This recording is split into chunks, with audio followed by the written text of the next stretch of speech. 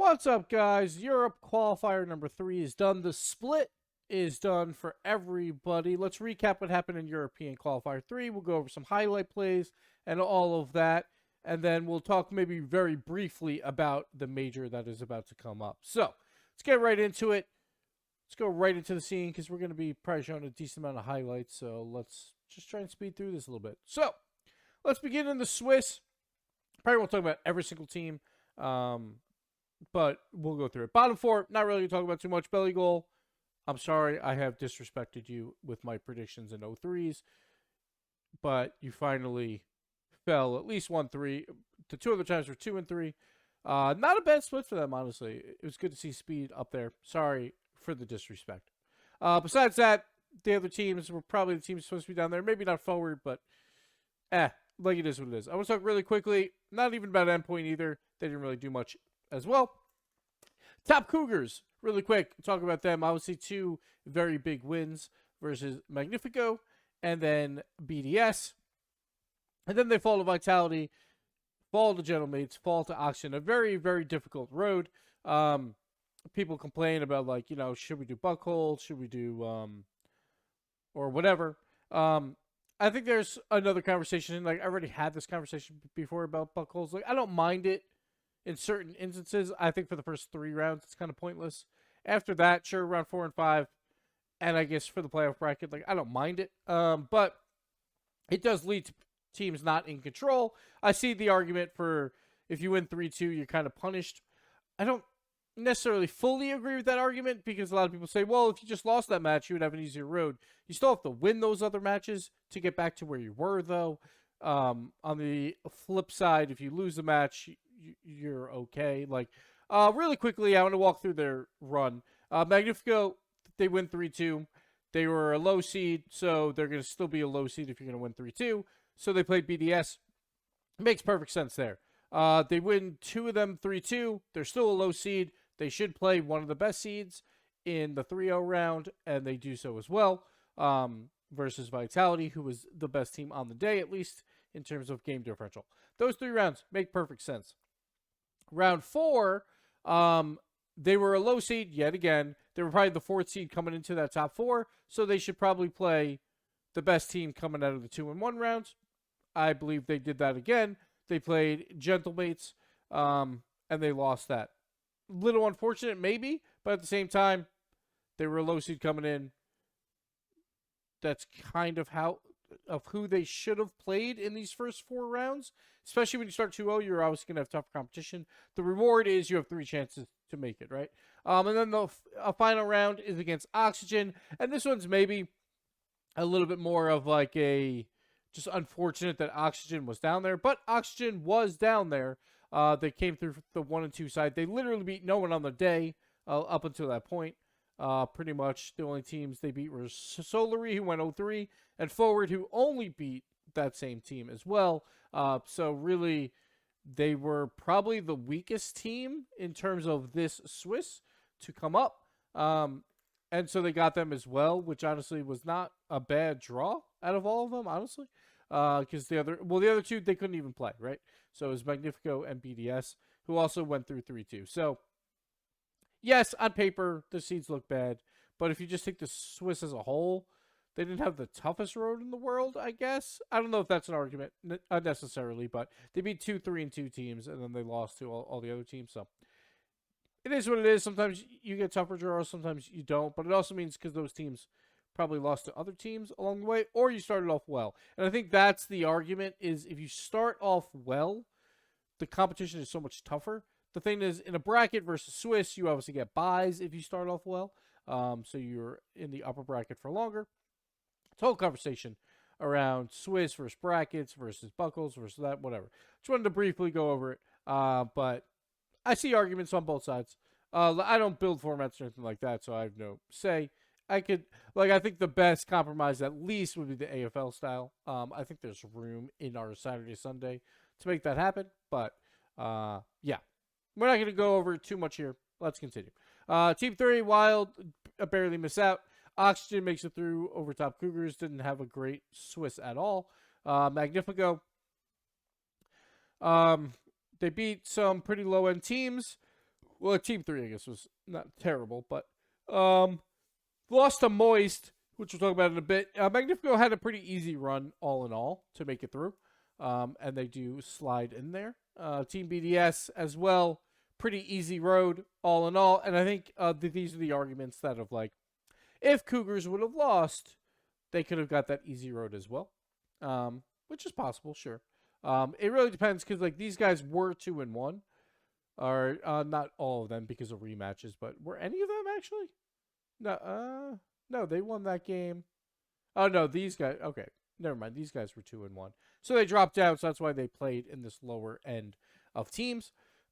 But whatever. Moist, Redemption.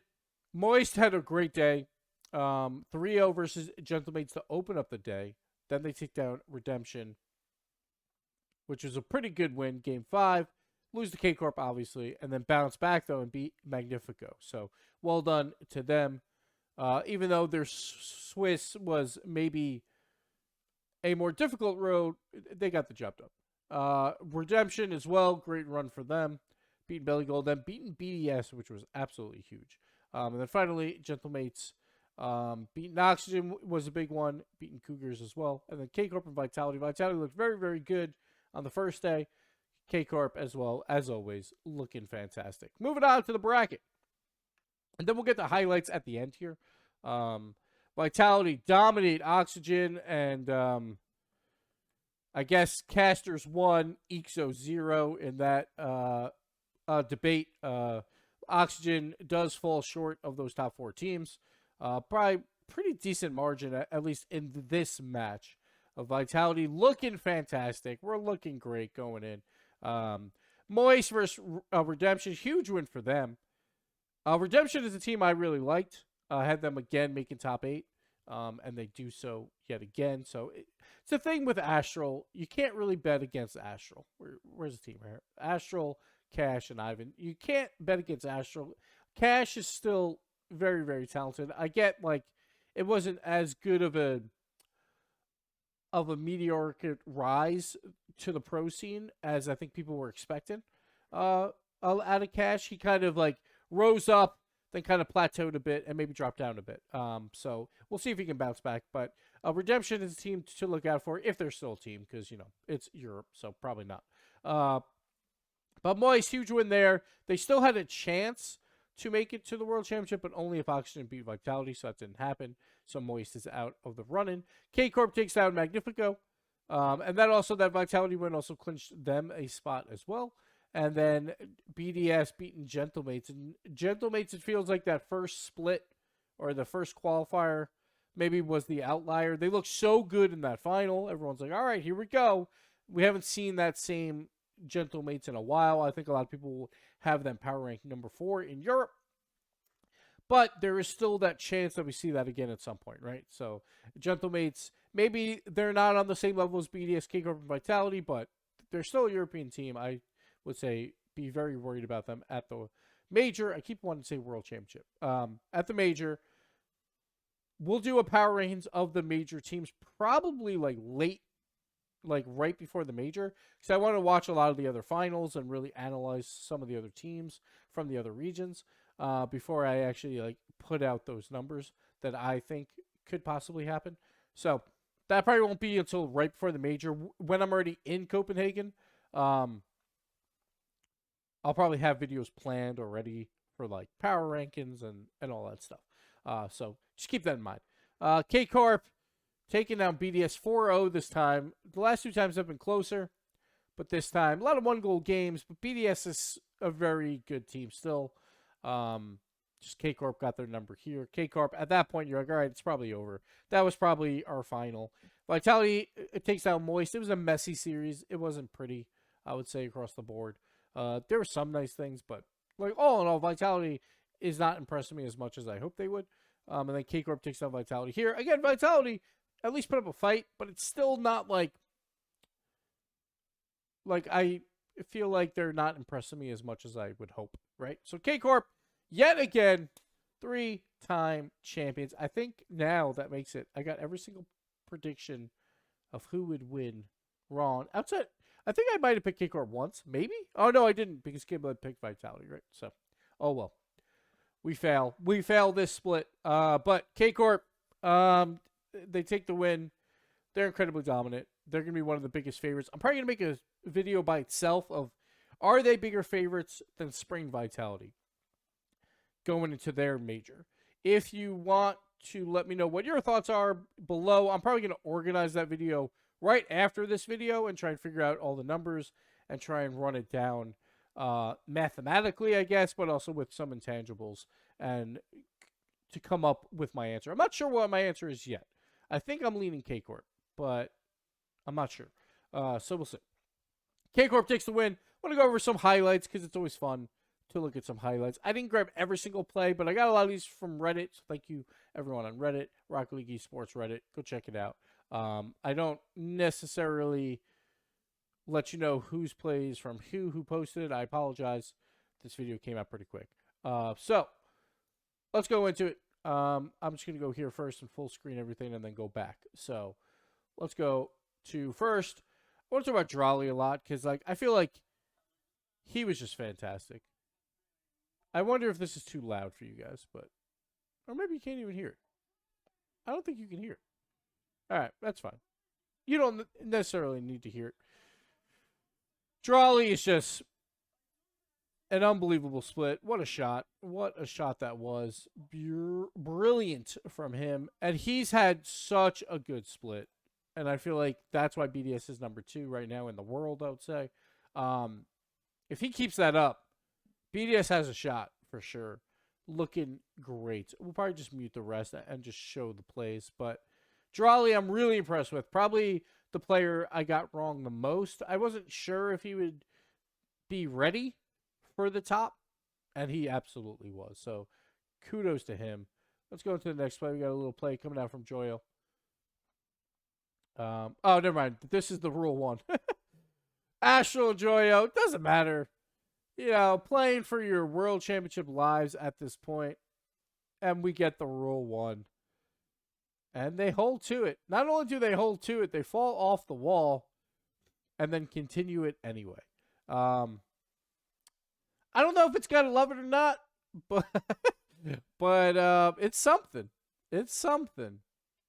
We all know that the curse has been broken with Justin at Season 8 World Championship. I don't know if you know the lore, but Season 8 World Championship, Justin... Oh, wrong one. He was in a Rule 1 in the Grand Finals, broke out of it. Not only did Energy win that game, they also won the World Championship. So the curse, I thought, was broken there, but people still hold to it. And honestly, depends who you're matched up with. Like, say I was still playing, like back in my days when I was playing with Crow and Sad, if I got to a Rule 1, oh, I'm holding it. Because Crow and Sad, 2v2, they're going to do wonders, right? So you're not too worried about that. But it's always interesting to see which pairs will do a Rule 1, which ones won't. Be an interesting conversation of, like, would you break out of it? I don't know if that's a good interview question, but that'd be kind of fun. To figure out on a team of, like, which duo do we like the least? So you would definitely break out of it. Like, would Zen break out of a Rule 1? Probably, because he just did in this last thing where he broke out of one, and then they got scored on 30 seconds later. So the curse was still alive for him. So, you know, I guess it depends on the player. Next play. Here we go. I'm trying to remember what the play is exactly. Zen with a nice little fake. I don't remember why I put this play in here, but let's see. Okay. It's just an Atto sidewall redirect. It's a very nice play. Actually, it's a really nice play, but not probably one of the best plays of the entire tournament, but it's still a nice play. K Corp Vitality. It was a close series. It was a close series for a little bit there, but didn't work out. So I think that was the one play I didn't really screen over, so we'll just skip that one. I'm sorry. I apologize. Here we go. Next play. Joyo coming out. This is the play I thought it was going to be. The flip reset into the musty, into the double flip reset, into the pass, out to Resi. Joyo still got it. He still got it. It's Freestyle Friday for Joyo. Look at him go. Brilliant play. Beating out Zen as well. What a goal. What a goal, Rezzy. Great job, Rezzy. That's where you say, wow, great shot or something, you know? That's where it comes out. Next play will come up here real quick. I think we only got 2 more left. I have a bonus play at the end as well. So let's pop this one up. And let's do it. Oh, this is probably the play of the weekend right here. Zen just going past all 3 on K-Corp. The flip reset, the incredibly fast flip reset to score this goal was nuts. Goes up there, hits the flip reset, trying to like fake out Atto. I always get it wrong. But to just pop it over him was so fantastic to get around it. He also gets bumped here slightly and recorrects, and it's a cross-field one, obviously. Just the way it is. And puts it in. Sorry for the stuffy note. Last play. This is a bonus play from Ranked Play from Zen. It was just a nutty shot that I wanted to show. It's plays like this, and this is kind of bad quality, but that's okay. Plays like this are like, this is why he's one of the best. Look at this. Look at this. The back flip. Like, I don't even know how to even, like, call this. I need to watch it, like, a couple times. Like, he goes up. The back flip wave dash into the musty. I don't even know. It's hard to comprehend. What a play by him. Zen, one of the best to do it. We'll see how he does at the majors. See if he does any more wow moments. He's obviously 2 for 2 in majors, so we'll see. But it was a good European qualifier. It was good. It was just rather predictable. So we'll see how it all pans out afterwards. But predictable qualifier. Will it be a predictable major? We'll have to find out. We'll talk about K-Corp.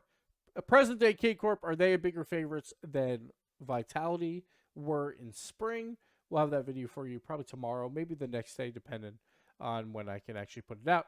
But thank you guys for watching for this qualifier. We'll see you next time. Bye-bye.